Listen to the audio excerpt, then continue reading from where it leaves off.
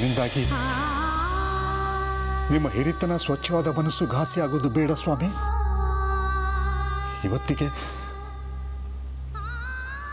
ಈ ಮಠದ ಋಣ ನನಗೆ ಮುಗಿತು. ಸಿಂಪಲ್ ಆಗಿ ಒಂದೇ ಸಲ ಅವಳ ಬಗ್ಗೆ ಹೇಳಬೇಕು ಅಂದರೆ ಅಪ್ಪನಿಗೆ ಸರಿಯಾದ ವಾರಸ್ದಾರ ನಾನಾಗಲಿ ಉಮಾಕಾಂತಣ್ಣ ಅಲ್ಲಮ್ಮ, ಅವಳೇ.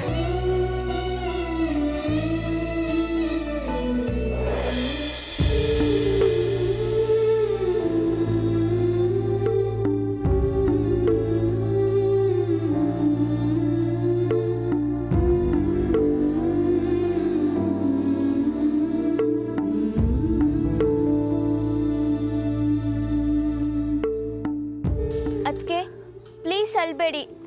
ಹೆಣ್ಮಕ್ಳು ಹತ್ರ ಮನೆಗೆ ಒಳ್ಳೇದಾಗಲ್ಲ ಅಂತಿರ್ತಾರಪ್ಪ. ಹೌದಾ? ಅಪ್ಪನ ಬಗ್ಗೆ ನಿಮ್ಗೆ ತುಂಬಾ ಗೌರವ ಇದೆ ಅಲ್ವಾ? ಅಪ್ಪ ನನಗೆ ದೇವ್ರ ಸಮಾನ ಅಂತ ಅಜಿತ್ ನಂಗೆ ಹೇಳ್ತಾ ಇರ್ತಾನೆ.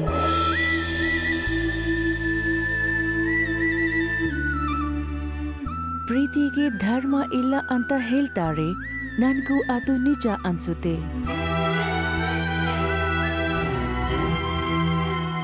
ಅದಕ್ಕೆ ಧೈರ್ಯವಾಗಿ ಅಜಿತ್ನ ಲವ್ ಮಾಡಿದೆ.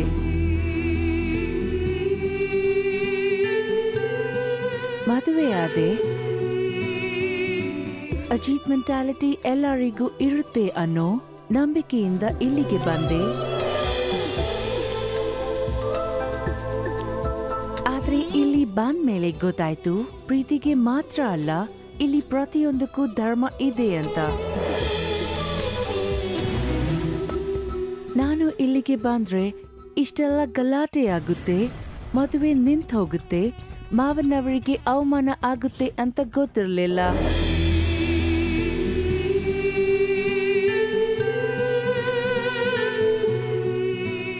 ಗೊತ್ತಿದ್ದಿದ್ರೆ ನಾನು ಅಜಿತ್ನ ಫೋರ್ಸ್ ಮಾಡಿ ಕರ್ಕೊಂಡು ಬರ್ತಾನೆ ಇರಲಿಲ್ಲ. ನನ್ನಿಂದ ತಾನೇ ಇಷ್ಟೆಲ್ಲ ಆಗಿತ್ತು ಅಂತ ಗಿಲ್ಟ್ ಕಾಡ್ತಾ ಇದೆ.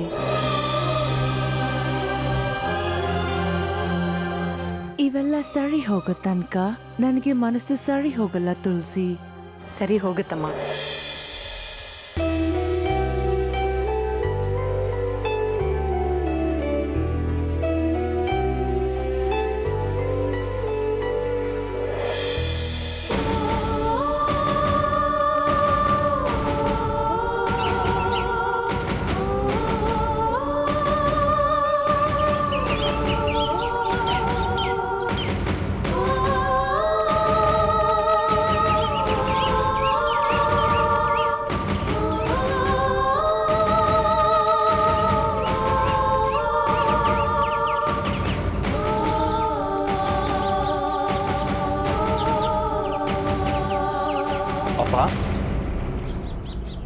ಜನಗಳೆಲ್ಲ ಏನೇನೋ ಮಾತಾಡ್ಕೊಳ್ತಿದ್ರು, ಅದಕ್ಕೆ ಭಯ ಆಗಿ ನಿಮ್ಮನ್ನು ಹುಡ್ಕೊಂಡು ಓಡೋಡ್ ಬಂದೆ. ಮಠದಲ್ಲಿ ನೀವು ಉಮಾಕಾಂತ ಹೋಗಿ ದೀಕ್ಷಿತ್ರನ ಕರ್ಕೊಂಬ. ದೀಕ್ಷಿತ್ರನ ಯಾಕಪ್ಪ?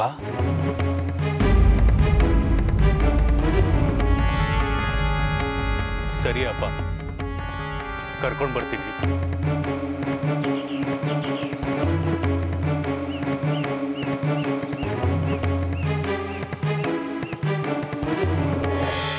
ಏನು ಯೋಚನೆ ಮಾಡಬೇಡಮ್ಮ, ಎಲ್ಲ ಸರಿ ಹೋಗುತ್ತೆ. ಅತ್ತೆ, ನೀವು ನನ್ನ ಜೊತೆ ಮಾತಾಡ್ತಾ ಇದ್ದೀರಾ?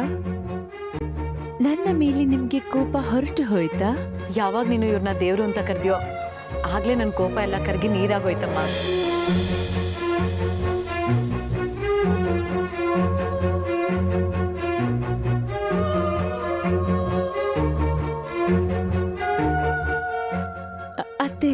ಇದಳು, ನೀನು ನನ್ನ ಮನ್ಸನ್ ಗೆದ್ದ ಹಾಗೆ ನಿಮ್ಮ ಮಾವನ ಮನ್ಸು ಗೆಲ್ತಿ ಅನ್ನೋ ನಂಬಿಕೆ ನನಗಿದೆ.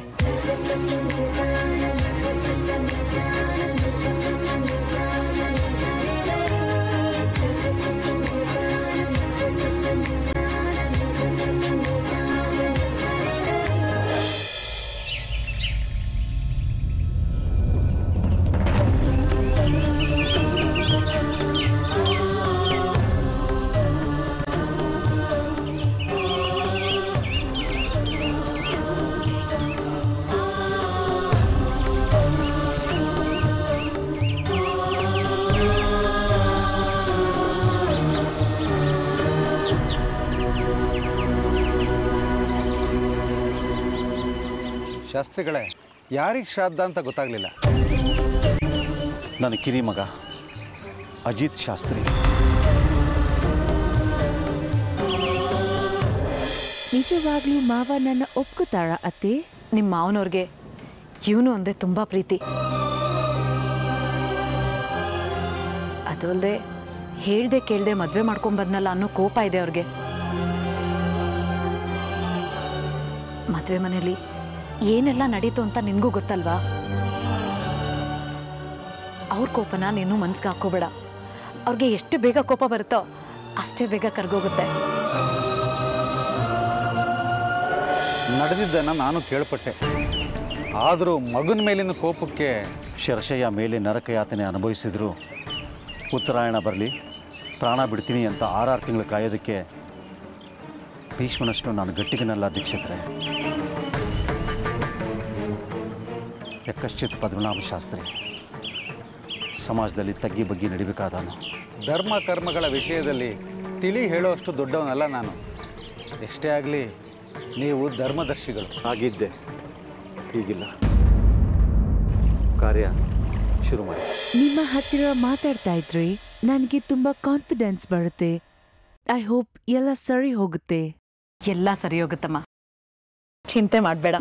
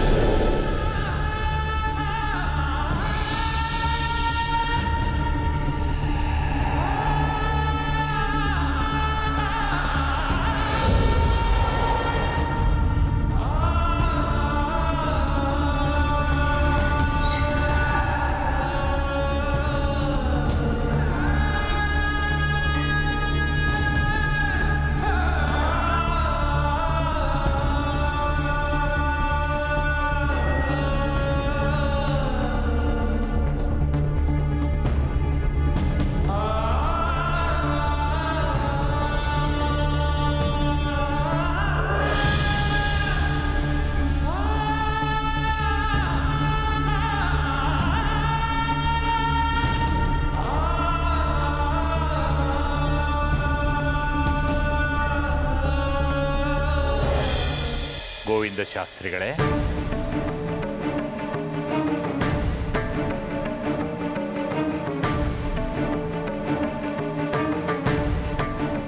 ಮಠದ ಬಗ್ಗೆ, ಮಠದ ರೀತಿ ನೀತಿ ನಿಯಮಗಳ ಬಗ್ಗೆ ನಾನೇನೂ ನಿಮಗೆ ಹೇಳಬೇಕಾಗಿಲ್ಲ. ಎಲ್ಲ ಬಲ್ಲವರು ನೀವು.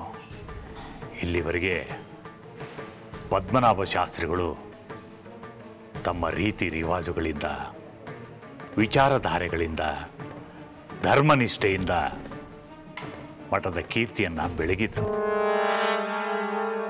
ಅವ್ರು ಬಿಟ್ಟು ಹೋಗಿರೋ ಪರಂಪರೆಯನ್ನು ಮುಂದುವರಿಸ್ಕೊಂಡು ಹೋಗೋ ದೊಡ್ಡ ಜವಾಬ್ದಾರಿ ನಿಮ್ಮ ಹೆಗಲೇ ಇರ್ತಾ ಇದೆ. ನೀವು ಅದನ್ನು ಯಶಸ್ವಿಗೊಳಿಸ್ತೀರಿ ಅಂತ ನಾವು ನಂಬಿದ್ದೀವಿ. ಖಂಡಿತ ಸ್ವಾಮಿಗಳೇ, ನಿಮ್ಮ ನಂಬಿಕೆಗೆ ಕಿಂಚಿತ್ತೂ ಭಂಗ ಬರದೇ ಇರೋ ಹಾಗೆ ನೋಡಿಕೊಡೋ ಜವಾಬ್ದಾರಿ ನಂದು.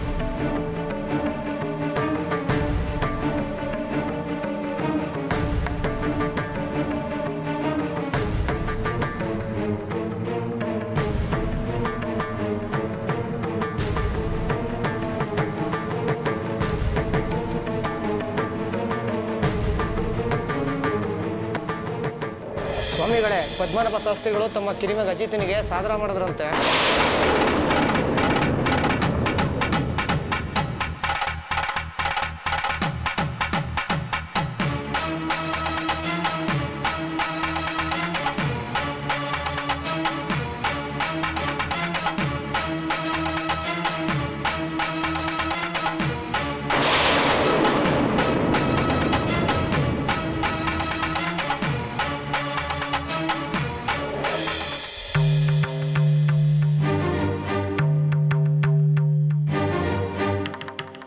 ದೊಡ್ಡಮ್ಮ, ದೊಡ್ಡಮ್ಮ.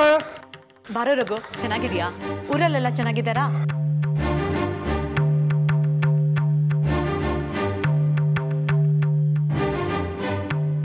ಶರ್ಲಿ, ಇವನ ಹೆಸರು ರಘುನಂದನ, ಅಜಿತಿನ ಚಿಕ್ಕಪ್ಪನ ಮಗ.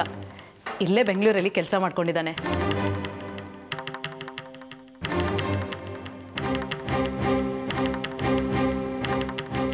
ಹತ್ತು ವರ್ಷದಿಂದ ನಮ್ಮ ಕುಟುಂಬಕ್ಕೂ ಅವ್ರ ಕುಟುಂಬಕ್ಕೂ ಸ್ವಲ್ಪ ಮುಜುಗರದೇನೋ ಆಗಿ ಇಬ್ಬರು ಮಾತಾಡ್ತಾ ಇಲ್ಲ.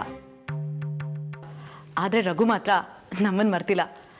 ಆಗಾಗ ಮನೆಗೆ ಬಂದು ಹೋಗ್ತಾನೆ.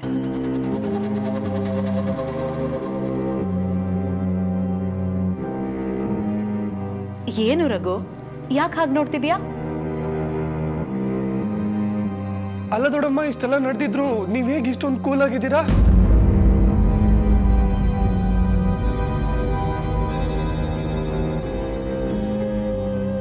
ಉಮಾಕಾಂತಣ್ಣನ ಮದುವೆಗೆ ಅಂತ ಹೊರಟಿದ್ದು.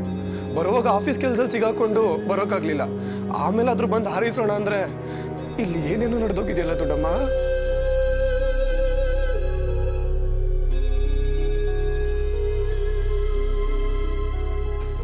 ಏನ್ ಮಾಡೋದು ರಘು, ಎಲ್ಲ ಹಣೆ ಬರಹ. ಅಷ್ಟು ಚೆನ್ನಾಗಿ ಆರೋಗ್ಯವಾಗಿದ್ದಲ್ಲ ದೊಡ್ಡಮ್ಮ, ಇದಕ್ಕಿದ್ದಾಗ ಹೇಗ್ ಸತ್ತ? ಯಾರೋ ಅಜಿತ್.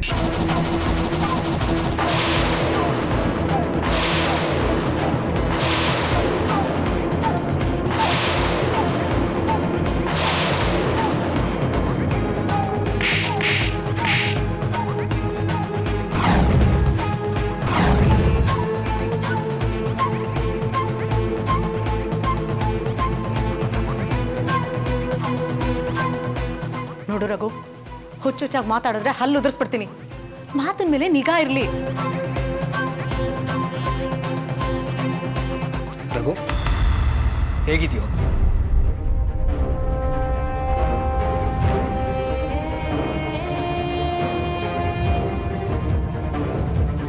ಅಜಿತ್, ನಿನ್ಗೇನಾಗಿಲ್ಲ ತಾನೆ?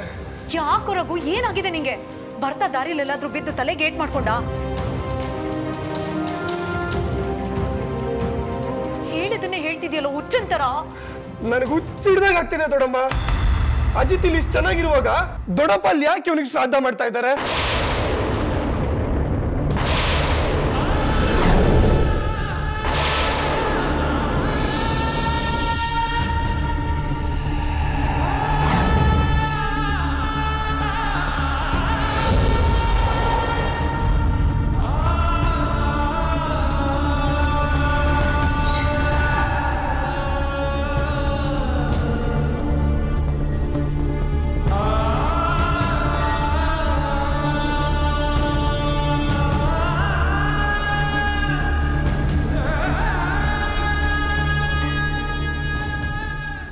ಏನೋ ಹೇಳ್ತಿದ್ಯಾ ನೀನು? ಅದೇಗ್ ನಿಮ್ ದೊಡ್ಡಪ್ಪ ಬದುಕಿರೋ ಮಗನ್ಗೆ ಶ್ರಾದ್ದ ಮಾಡಕ್ ಸಾಧ್ಯ? ನನಗೇನ್ ಗೊತ್ತು ದೊಡ್ಡಮ್ಮ. ಬರ್ತಾ ನದಿ ತೀರದಲ್ಲಿ ದೊಡ್ಡಪ್ಪ ಶ್ರಾದ್ದ ಮಾಡ್ತಿದ್ದಿದ್ ನೋಡ್ದೆ. ಅಜಿತೆ ಸೊತ್ತೋದ್ನೇನೋ ಅಂತ ಗಾಬರಿನಲ್ಲಿ ಓಡ್ತಾ ಬಂದೆ.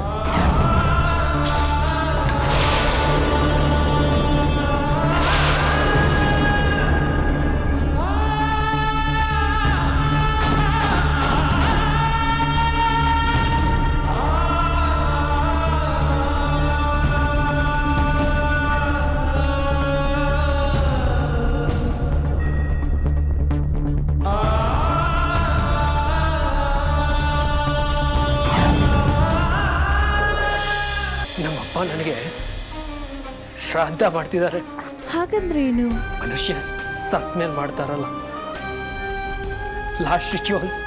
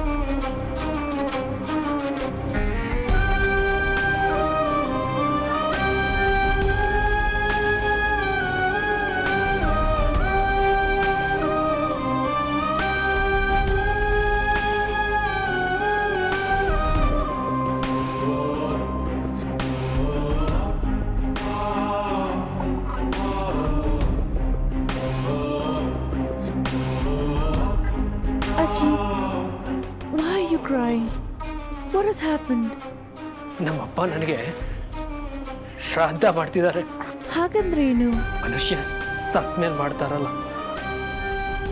Last rituals.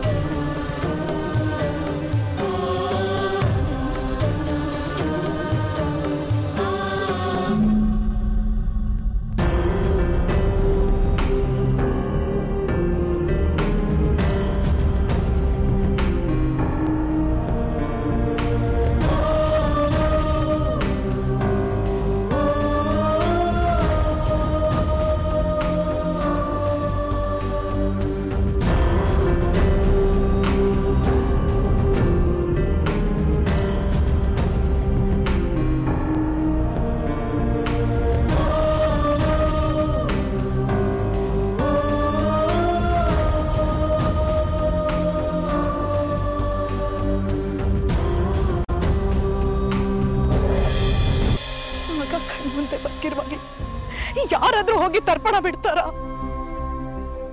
ಜಗತ್ನಲ್ಲಿ ಯಾವ ತಂದೆನಾದ್ರೂ ಇಂಥ ಕೆಲಸ ಮಾಡ್ತಾರ?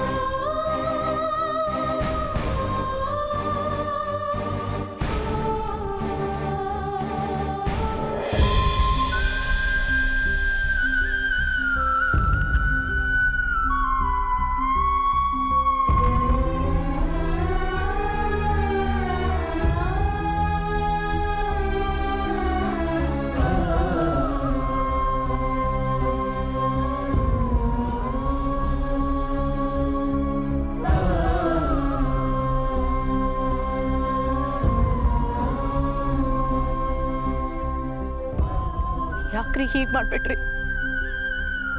ನೀವು ಹೀಗೆ ಮಾಡ್ತೀರಾ ಅಂತ ನಾನು ಅನ್ಕೊಂಡೇ ಇರಲಿಲ್ಲ.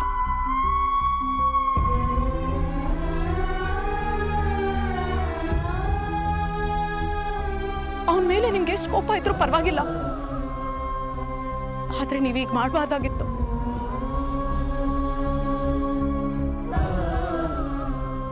ಮಗ ಕಣ್ಮುಂದೆ ಬದುಕಿರುವಾಗಲೇ ಯಾರಾದ್ರೂ ಹೋಗಿ ತರ್ಪಣ ಬಿಡ್ತಾರ? ಜಗತ್ನಲ್ಲಿ ಯಾವ ತಂದೆನಾದ್ರೂ ಇಂಥ ಕೆಲಸ ಮಾಡ್ತಾರ?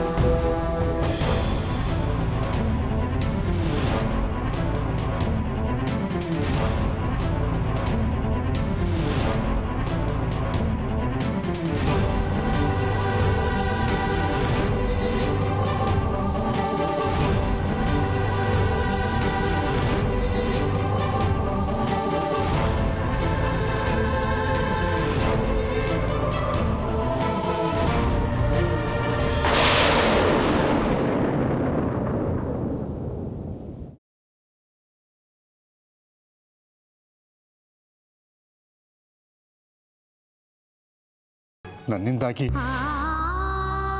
ನಿಮ್ಮ ಹಿರಿತನ ಸ್ವಚ್ಛವಾದ ಮನಸ್ಸು ಘಾಸಿ ಆಗೋದು ಬೇಡ ಸ್ವಾಮಿ. ಇವತ್ತಿಗೆ ಈ ಮಠದ ಋಣ ನನಗೆ ಮುಗಿತು. ಸಿಂಪಲ್ ಆಗಿ ಒಂದೇ ಸಲ ಅವಳ ಬಗ್ಗೆ ಹೇಳಬೇಕು ಅಂದರೆ ಅಪ್ಪನಿಗೆ ಸರಿಯಾದ ವಾರಸ್ದಾರ ನಾನಾಗಲಿ ಉಮಾಕಾಂತಣ್ಣ ಅಲ್ಲಮ್ಮ, ಅವಳೇ.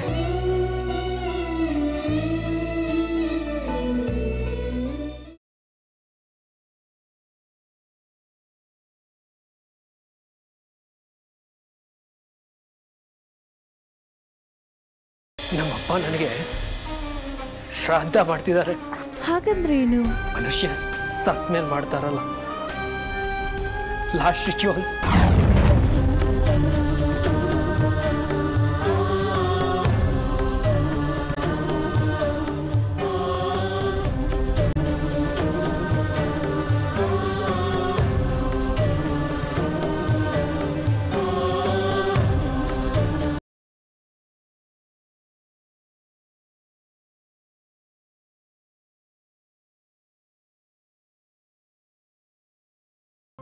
ಮಗ ಕಣ್ಮುಂದೆ ಬದುಕಿರುವಾಗಲೇ ಯಾರಾದ್ರೂ ಹೋಗಿ ತರ್ಪಣ ಬಿಡ್ತಾರ? ಜಗತ್ನಲ್ಲಿ ಯಾವ ತಂದೆನಾದ್ರೂ ಇಂಥ ಕೆಲಸ ಮಾಡ್ತಾರ?